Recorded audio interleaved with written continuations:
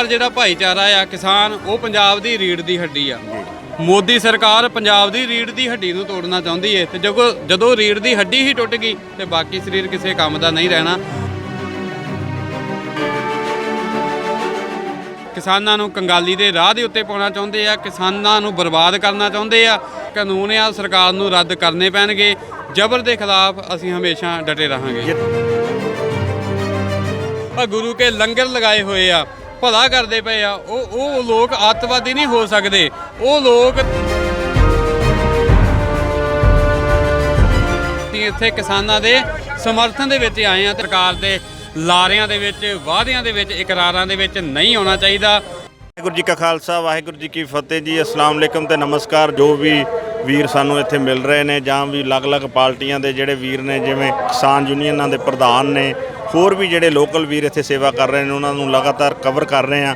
ਆਉਣ ਵਾਲੇ ਟਾਈਮ ਦੇ ਵਿੱਚ ਇਹ ਧਰਨਾ ਕਿਸ ਬੰਨੇ ਨੂੰ ਜਾਊਗਾ ਉਹ ਵੀ ਅਸੀਂ ਵੱਖ-ਵੱਖ ਆਗੂਆਂ ਦੇ ਜਿਹੜੇ ਬਿਆਨ ਆ ਉਹ ਤੁਹਾਨੂੰ ਸੁਣਾ ਰਹੇ ਆ। ਹੁਣ ਵੀ ਅਸੀਂ ਸਿੰਘ ਸਾਹਿਬ ਜੋ ਅੰਮ੍ਰਿਤਸਰ ਤੋਂ ਆਏ ਹੋਏ ਨੇ, ਅਸੀਂ ਉਹਨਾਂ ਦੀ ਇੰਟਰਵਿਊ ਕਰਕੇ ਉਹਨਾਂ ਨੂੰ ਪੁੱਛਣਾ ਹੈ ਕਿ ਇਹ ਆਉਣ ਵਾਲੇ ਸਮੇਂ ਦੇ ਵਿੱਚ ਇੱਥੋਂ ਦਾ ਕੀ ਰਵੱਈਆ। ਸਿੰਘ ਸਾਹਿਬ, ਆਪਣਾ ਨਾਂ ਤੇ ਕਿੱਥੋਂ ਆਏ ਜ਼ਰੂਰ ਦੱਸੋ। ਦਾਸ ਰਣਜੀਤ ਸਿੰਘ, ਵਿਦਿਆਰਥੀ ਦਮਦਮੀ ਟਕਸਾਲ, ਸਿੱਖ ਯੂਥ ਫੈਡਰੇਸ਼ਨ ਭਿੰਡਰਾਂਵਾਲਾ ਜਥੇਬੰਦੀ ਤੋਂ। ਅਸੀਂ ਸ੍ਰੀ ਅੰਮ੍ਰਿਤਸਰ ਸਾਹਿਬ ਤੋਂ ਜਥੇ ਸਮੇਤ ਇੱਥੇ ਆਏ ਹੋਏ ਆ। ਮੇਰੇ ਨਾਲ ਭਾਈ ਹਰਪ੍ਰੀਤ ਸਿੰਘ ਬੰਟੀ, ਭਾਈ ਗਗਨਦੀਪ ਸਿੰਘ, ਭਾਈ ਮਨਪ੍ਰੀਤ ਸਿੰਘ ਮੰਨਾ ਅਤੇ ਹੋਰ ਵੀ ਕਾਫੀ ਸਾਰੇ ਜਿਹੜੇ ਸਿੰਘ ਆ। ਅਸੀਂ ਇੱਥੇ ਤੀਜੀ ਵਾਰ ਜਥਾ ਲੈ ਕੇ ਪਹੁੰਚੇ ਹੋਏ ਆ ਜੀ। ਜਿੱਦਾਂ ਸਿੰਘ ਸਾਹਿਬ ਇਹ ਬਿੱਲ ਨੇ ਆਏ ਹੋਏ, ਇਹ ਬਿੱਲ ਕਿਸਾਨਾਂ ਨੇ ਜਿਹੜਾ ਹੈ ਉਹ ਸਰਕਾਰ ਨੂੰ ਸਮਝਾ ਦਿੱਤਾ ਕਿ ਇਹ ਬਿੱਲ ਜਿਹੜੇ ਨੇ ਕਿਸਾਨਾਂ ਦੇ ਹੱਕ ਵਿੱਚ ਨਹੀਂ, ਇਹ ਕਿਸਾਨਾਂ ਦੇ ਵਿਰੋਧ ਦੇ ਵਿੱਚ ਨੇ। ਫਿਰ ਸਰਕਾਰ ਨੂੰ ਇਹ ਕਿਉਂ ਨਹੀਂ ਸਮਝ ਲੱਗਦੀ ਜੋ ਲੱਖਾਂ ਦੀ ਤਾਦਾਦ ਦੇ ਵਿੱਚ ਕਿਸਾਨ ਇਸ ਬਾਰਡਰਾਂ 'ਤੇ ਸਾਰਿਆਂ 'ਤੇ ਧਰਨੇ ਦੇ ਰਹੇ ਨੇ ਪਿਛਲੇ 3 ਮਹੀਨਿਆਂ ਤੋਂ? ਕੀ ਇਹ ਸਰਕਾਰ ਦੀ ਕੋਈ ਕੂਟਨੀਤੀ ਹੈ? ਬਿਲਕੁਲ, ਸਰਕਾਰ ਇਸ ਚੀਜ਼ ਨੂੰ ਬੜੀ ਚੰਗੀ ਤਰ੍ਹਾਂ ਸਮਝਦੀ ਹੈ ਕਿ ਪੰਜਾਬ ਦੀ ਧਰਤੀ ਦੇ ਉੱਤੇ ਜਦੋਂ ਵੀ ਕੋਈ ਸੰਘਰਸ਼ ਉੱਠਿਆ ਆ ਤੇ ਉਹਦੇ ਵਿੱਚ ਸਭ ਤੋਂ ਵੱਡਾ ਜਿਹੜਾ ਯੋਗਦਾਨ ਆ ਉਹ ਕਿਸਾਨਾਂ ਦਾ, ਭਾਵ ਕਿ ਜ਼ਿਮੀਂਦਾਰ ਭਾਈਚਾਰੇ ਦਾ ਰਿਹਾ ਆ। ਜ਼ਿਮੀਂਦਾਰ ਜਿਹੜਾ ਭਾਈਚਾਰਾ ਆ ਕਿਸਾਨ, ਉਹ ਪੰਜਾਬ ਦੀ ਰੀੜ੍ਹ ਦੀ ਹੱਡੀ ਆ। ਮੋਦੀ ਸਰਕਾਰ ਪੰਜਾਬ ਦੀ ਰੀੜ੍ਹ ਦੀ ਹੱਡੀ ਨੂੰ ਤੋੜਨਾ ਚਾਹੁੰਦੀ ਹੈ ਤੇ ਜਦੋਂ ਰੀੜ੍ਹ ਦੀ ਹੱਡੀ ਹੀ ਟੁੱਟ ਗਈ ਤੇ ਬਾਕੀ ਸਰੀਰ ਕਿਸੇ ਕੰਮ ਦਾ ਨਹੀਂ ਰਹਿਣਾ। ਇਸ ਸਮੇਂ ਉਹਨਾਂ ਨੇ ਪੰਜਾਬ ਦੀ ਆਰਥਿਕਤਾ ਦੇ ਉੱਤੇ ਹਮਲਾ ਜਿਹੜਾ ਉਹ ਕਰ ਦਿੱਤਾ ਹੋਇਆ ਆ। ਅਸੀਂ ਸਮਝਦੇ ਹਾਂ ਕਿ ਇਹ ਕੇਵਲ ਕਿਸਾਨੀ ਮੁੱਦਿਆਂ ਤੱਕ ਹੀ ਇਹ ਸੰਘਰਸ਼ ਸੀਮਤ ਨਹੀਂ ਆ। ਇਹ ਪੰਜਾਬ ਦੀ ਹੋਂਦ ਦਾ ਮਸਲਾ ਆ, ਇਹ ਪੰਜਾਬ ਦੀ ਅਣਖ ਦਾ ਮਸਲਾ ਆ। ਇਸ ਕਰਕੇ ਕਿਸਾਨ ਭਾਈਚਾਰੇ ਤੋਂ ਇਲਾਵਾ, ਕਿਸਾਨ ਜਥੇਬੰਦੀਆਂ ਦੇ ਨਾਲ ਜੁੜੇ ਹੋਏ ਲੋਕਾਂ ਤੋਂ ਇਲਾਵਾ ਪੂਰਾ ਜਿਹੜਾ ਪੰਜਾਬ ਆ ਉਹ ਇਸ ਸੰਘਰਸ਼ ਦਾ ਸਮਰਥਨ ਕਰ ਰਿਹਾ। ਚਾਹੇ ਉਹ ਕਿਸੇ ਵੀ ਅਦਾਰੇ ਦੇ ਨਾਲ ਜੁੜਿਆ ਹੋਵੇ, ਕਿਸੇ ਵੀ ਪਾਰਟੀ ਦੇ ਨਾਲ ਜੁੜਿਆ ਹੋਵੇ, ਕਿਸੇ ਵੀ ਰਾਜਨੀਤਿਕ ਜਥੇਬੰਦੀ ਦੇ ਨਾਲ ਜੁੜਿਆ ਹੋਵੇ, ਹਰ ਕੋਈ ਆਪਣੀ ਜ਼ਿੰਮੇਵਾਰੀ ਸਮਝ ਕੇ ਪੰਜਾਬ ਦਾ ਬਾਸ਼ਿੰਦਾ ਹੋਣ ਦੇ ਨਾਤੇ ਇਸ ਸੰਘਰਸ਼ ਦੇ ਵਿੱਚ ਵੱਧ ਚੜ੍ਹ ਕੇ ਹਿੱਸਾ ਪਾ ਰਿਹਾ ਹੈ। ਤੇ ਸਰਕਾਰ ਨੂੰ ਇਹ ਚੀਜ਼ ਸਮਝ ਲੈਣੀ ਚਾਹੀਦੀ ਹੈ ਕਿ ਜਿਹੜੇ ਪੰਜਾਬ ਦੇ ਲੋਕ ਆ ਉਹ ਇਸ ਕਾਨੂੰਨ ਨੂੰ ਰੱਦ ਕਰਵਾ ਕੇ ਹੀ ਰਹਿਣਗੇ, ਕਿਉਂਕਿ ਇਹ ਕਾਲੇ ਕਾਨੂੰਨ ਆ। ਇਹ ਸਾਡੀਆਂ ਜ਼ਮੀਨਾਂ ਨੂੰ ਖੋਹ ਲੈਣਾ ਚਾਹੁੰਦੇ ਆ। ਇਹ ਕਿਸਾਨਾਂ ਨੂੰ ਕੰਗਾਲੀ ਦੇ ਰਾਹ ਦੇ ਉੱਤੇ ਪਾਉਣਾ ਚਾਹੁੰਦੇ ਆ, ਕਿਸਾਨਾਂ ਨੂੰ ਬਰਬਾਦ ਕਰਨਾ ਚਾਹੁੰਦੇ ਆ।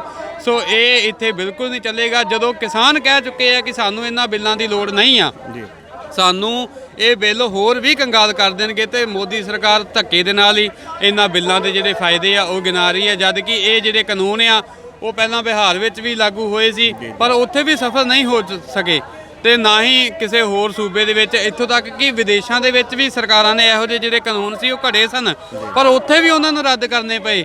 ਸੋ ਇਸ ਕਰਕੇ ਇਹ ਜਿਹੜੇ ਕਾਨੂੰਨ ਆ ਸਰਕਾਰ ਨੂੰ ਰੱਦ ਕਰਨੇ ਪੈਣਗੇ। ਜ਼ਬਰ ਦੇ ਖਿਲਾਫ ਅਸੀਂ ਹਮੇਸ਼ਾ ਡਟੇ ਰਹਾਂਗੇ। ਜਿੱਦਾਂ ਕਿ ਸਰਕਾਰ ਲਗਾਤਾਰ ਇਹ ਪ੍ਰਚਾਰ ਰਹੀ ਹੈ ਕਿ ਜਿਹੜੇ ਇਹ ਇੱਥੇ ਕਿਸਾਨ ਬੈਠੇ ਨੇ ਉਹ ਕਿਸੇ ਪਾਰਟੀਆਂ ਦੇ ਪ੍ਰੇਰਿਤ ਨੇ ਜਾਂ ਉਹਨਾਂ ਨੂੰ ਖਾਲਿਸਤਾਨੀ ਜਾਂ ਅੱਤਵਾਦੀ ਕਿਹਾ ਜਾ ਰਿਹਾ ਹੈ। ਪਰ ਜਿੱਦਾਂ ਅਸੀਂ ਲਗਾਤਾਰ ਇੱਥੇ ਕਵਰੇਜ ਕਰ ਰਹੇ ਹਾਂ, ਪੂਰੇ ਹਿੰਦੁਸਤਾਨ, ਪੂਰੇ ਭਾਰਤ ਤੋਂ ਕਿਸਾਨ ਇੱਥੇ ਆਏ ਨੇ, ਅਲੱਗ-ਅਲੱਗ ਵਰਗਾਂ ਦੇ ਨੇ। ਇਹ ਨਹੀਂ ਹੈ ਕਿ ਇਕੱਲੇ ਸਿੱਖਾਂ ਨੂੰ ਕਿਹਾ ਜਾਵੇ ਕਿ ਸਿੱਖ ਨੇ। ਇੱਥੇ ਸਿੱਖ ਵੀ ਨੇ, ਇੱਥੇ ਹਿੰਦੂ ਵੀ ਨੇ, ਇੱਥੇ ਮੁਸਲਮਾਨ ਵੀ ਨੇ, ਇੱਥੇ ਈਸਾਈ ਵੀ ਨੇ। ਜਿਹੜਾ ਵੀ ਕਿਸਾਨੀ ਕਰਦਾ ਜਾਂ ਜ਼ਬਰ ਜ਼ੁਲਮ ਨੂੰ ਜਿਹੜਾ ਨਹੀਂ ਬਰਦਾਸ਼ਤ ਕਰਦਾ ਉਹ ਇਹਨਾਂ ਧਰਨਿਆਂ ਦੇ ਵਿੱਚ ਆਇਆ। ਤੁਸੀਂ ਇਸ ਟਿੱਪਣੀ ਦੇ ਉੱਤੇ ਕੀ ਕਹਿਣਾ ਚਾਹੋਗੇ ਜੋ ਸਰਕਾਰਾਂ ਵੱਲੋਂ ਅਲੱਗ-ਅਲੱਗ ਤਰ੍ਹਾਂ ਦੇ ਜਿਹੜੇ ਠੱਪੇ ਆ ਆਉਣ ਵਾਲੇ ਟਾਈਮ ਦੇ ਵਿੱਚ ਵੀ ਲਾਏ ਜਾ ਰਹੇ ਨੇ ਜਾਂ ਪਹਿਲੋਂ ਵੀ ਲਾਏ ਗਏ ਨੇ ਪੰਜਾਬ ਦੇ ਉੱਤੇ? ਦੇਖੋ, ਬਾਬਾ ਬੰਦਾ ਸਿੰਘ ਬਹਾਦਰ ਦੇ ਵੇਲੇ ਮੁਗਲ ਸਰਕਾਰ ਉਹਨਾਂ ਨੂੰ ਅੱਤਵਾਦੀ ਕਹਿੰਦੀ ਰਹੀ। ਅੰਗਰੇਜ਼ ਸਰਕਾਰ ਦੇ ਵੇਲੇ ਭਗਤ ਸਿੰਘ, ਕਰਤਾਰ ਸਿੰਘ ਸਰਾਭਾ, ਗਦਰੀ ਬਾਬਿਆਂ ਅਤੇ ਹੋਰਾਂ ਨੂੰ ਵੀ ਅੱਤਵਾਦੀ ਕਿਹਾ ਜਾਂਦਾ ਹੁੰਦਾ ਸੀ। ਹਿੰਦ ਹਕੂਮਤ ਦੇ ਵੇਲੇ ਵੀ ਜਿਹੜੇ ਲੋਕ ਇਸ ਮੋਦੀ ਸਰਕਾਰ ਦੇ ਵਿਰੁੱਧ ਸੰਘਰਸ਼ ਕਰਦੇ ਆ, ਹਕੂਮਤ ਦੇ ਖਿਲਾਫ ਸੰਘਰਸ਼ ਕਰਦੇ ਆ, ਕਾਲੇ ਕਾਨੂੰਨਾਂ ਦੇ ਖਿਲਾਫ ਸੰਘਰਸ਼ ਕਰਦੇ ਆ, ਜਿਹੜੇ ਵੀ ਆਪਣੇ ਹੱਕਾਂ ਦੀ ਗੱਲ ਕਰਦੇ ਆ, ਸਰਕਾਰ ਉਹਨਾਂ ਨੂੰ ਅੱਤਵਾਦੀ ਕਹਿ ਰਹੀ ਹੈ। ਸਰਕਾਰ ਦੇ ਵਾਸਤੇ ਇਹ ਬੜੀ ਬੇਸ਼ਰਮੀ ਵਾਲੀ ਗੱਲ ਆ। ਜਿਹੜੇ ਲੋਕ ਸਰਬ ਸਾਂਝੀਵਾਲਤਾ ਦੀ ਗੱਲ ਕਰਦੇ ਆ, ਜਿਹੜੇ ਲੋਕ ਸਰਬੱਤ ਦਾ ਭਲਾ ਮੰਗਦੇ ਆ, ਜਿਹੜੇ ਲੋਕ ਲੋੜਵੰਦਾਂ ਨੂੰ ਲੰਗਰ ਛਕਾਉਂਦੇ ਆ, ਜਿਨ੍ਹਾਂ ਨੇ ਜਗ੍ਹਾ ਜਗ੍ਹਾ ਦੇ ਉੱਤੇ ਗੁਰੂ ਕੇ ਲੰਗਰ ਲਗਾਏ ਹੋਏ ਆ, ਭਲਾ ਕਰਦੇ ਪਏ ਆ, ਉਹ ਲੋਕ ਅੱਤਵਾਦੀ ਨਹੀਂ ਹੋ ਸਕਦੇ। ਉਹ ਲੋਕ ਤਾਂ ਪੈਗੰਬਰ ਆ, ਉਹ ਲੋਕ ਤਾਂ ਇੱਕ ਮਸੀਹੇ ਬਣ ਕੇ ਆਏ ਹੋਏ ਆ ਦੁਨੀਆ ਦੇ ਵਾਸਤੇ। ਬਾਕੀ ਅਸੀਂ ਆਪਣੇ ਹੱਕਾਂ ਦੇ ਵਾਸਤੇ ਸੰਘਰਸ਼ ਕਰਦੇ ਪਏ ਆ। ਚਾਹੇ ਸਰਕਾਰ ਇਸ ਨੂੰ ਖਾਲਿਸਤਾਨੀ ਸੰਘਰਸ਼ ਦੇ ਨਾਲ ਜੋੜ ਦੇਵੇ, ਚਾਹੇ ਨਕਸਲਾਈਟ ਦੇ ਨਾਲ, ਚਾਹੇ ਮਾਓਵਾਦੀਆਂ ਦੇ ਨਾਲ, ਪਰ ਇਹ ਜਿਹੜਾ ਸੰਘਰਸ਼ ਆ ਉਹ ਖਤਮ ਨਹੀਂ ਹੋਣ ਵਾਲਾ, ਤਾਰਪੀਡੋ ਨਹੀਂ ਹੋਣ ਵਾਲਾ। ਜੇ ਖਾਲਿਸਤਾਨੀਆਂ ਦੀ ਗੱਲ ਕਰਦੇ ਆ ਤਾਂ ਖਾਲਿਸਤਾਨੀ ਵੀ ਹੱਕਾਂ ਦੇ ਵਾਸਤੇ ਲੜੇ ਸੀ, ਖਾਲਿਸਤਾਨੀ ਵੀ ਤਾਂ ਪੰਜਾਬ ਦੇ ਪੋਤੇ ਆ, ਖਾਲਿਸਤਾਨੀ ਵੀ ਹਕੂਮਤ ਦੇ ਖਿਲਾਫ ਜੂਝੇ ਸੀ ਤੇ ਅੱਜ ਵੀ ਅਸੀਂ ਹਕੂਮਤ ਦੇ ਜਿਹੜੇ ਖਿਲਾਫ ਆ ਉਹ ਜੂਝਦੇ ਪਏ ਆ। ਅਸੀਂ ਇੱਥੇ ਭਾਵੇਂ ਖਾਲਿਸਤਾਨੀ ਵਿਚਾਰਧਾਰਾ ਨਾਲ ਮੈਂ ਸੰਬੰਧ ਰੱਖਣ ਵਾਲਾ ਆ, ਪਰ ਅਸੀਂ ਇੱਥੇ ਇੱਕ ਕਿਸਾਨ ਦੇ ਤੌਰ ਤੇ ਆਏ ਆ। ਅਸੀਂ ਇੱਥੇ ਕਿਸਾਨਾਂ ਦੇ ਸਮਰਥਨ ਦੇ ਵਿੱਚ ਆਏ ਆ ਤੇ ਹਰ ਰਾਜਨੀਤਿਕ ਪਾਰਟੀ ਜਾਂ ਪੰਜਾਬ ਦਾ ਹਰ ਜਿਹੜਾ ਰਹਿਣ ਵਾਲਾ ਇੱਥੋਂ ਦਾ ਮਨੁੱਖ ਆ ਉਹ ਆਪਣੀ ਜ਼ਿੰਮੇਵਾਰੀ ਸਮਝ ਕੇ ਇਸ ਕਿਸਾਨ ਸੰਘਰਸ਼ ਨੂੰ ਜਿਹੜਾ ਸਮਰਥਨ ਆ ਉਹ ਦੇ ਰਿਹਾ ਆ। ਸਰਕਾਰ ਨੂੰ ਚਾਹੀਦਾ ਆ ਕਿ ਉਹ ਕਿਸਾਨਾਂ ਦੀ ਜਿਹੜੀ ਗੱਲ ਆ ਉਹ ਸੁਣੇ, ਇਸ ਸੰਘਰਸ਼ ਨੂੰ ਸ਼ਾਂਤਮਈ ਹੀ ਰਹਿਣ ਦਿੱਤਾ ਜਾਵੇ। ਉਹ ਨਾ ਹੋਵੇ ਕਿ ਕਿਸਾਨਾਂ ਦਾ ਜਿਹੜਾ ਰੋਹ ਆ ਉਹ ਦਿਨੋਂ ਦਿਨ ਵੱਧਦਾ ਜਾਵੇ। ਜਿੱਦਾਂ ਕਿ ਸਿੰਘ ਸਾਹਿਬ ਨੇ ਕਿਹਾ ਕਿ ਇਹ ਕਿਸਾਨਾਂ ਦਾ ਮੋਰਚਾ ਹੈ ਔਰ ਕਿਸਾਨਾਂ ਦਾ ਮੋਰਚਾ ਹੀ ਰਹਿਣ ਦਿੱਤਾ ਜਾਵੇ ਤੇ ਸਰਕਾਰ ਦੇ ਅੱਗੇ ਅਪੀਲ ਵੀ ਕਰਦੇ ਆ। ਸਿੰਘ ਸਾਹਿਬ, ਤੁਸੀਂ ਕੀ ਇਹ ਸਮਝਦੇ ਜੇ ਕਿ ਆਉਣ ਵਾਲੇ ਟਾਈਮ ਦੇ ਵਿੱਚ ਜੇ ਕਿਸਾਨ ਲਗਾਤਾਰ ਇਦਾਂ ਹੀ ਸੰਘਰਸ਼ ਕਰਦੇ ਰਹੇ ਤੇ ਸਰਕਾਰ ਨੂੰ ਇਹਨਾਂ ਦੇ ਸੰਘਰਸ਼ ਗਾੜੀ ਝੁਕਣਾ ਪਊਗਾ?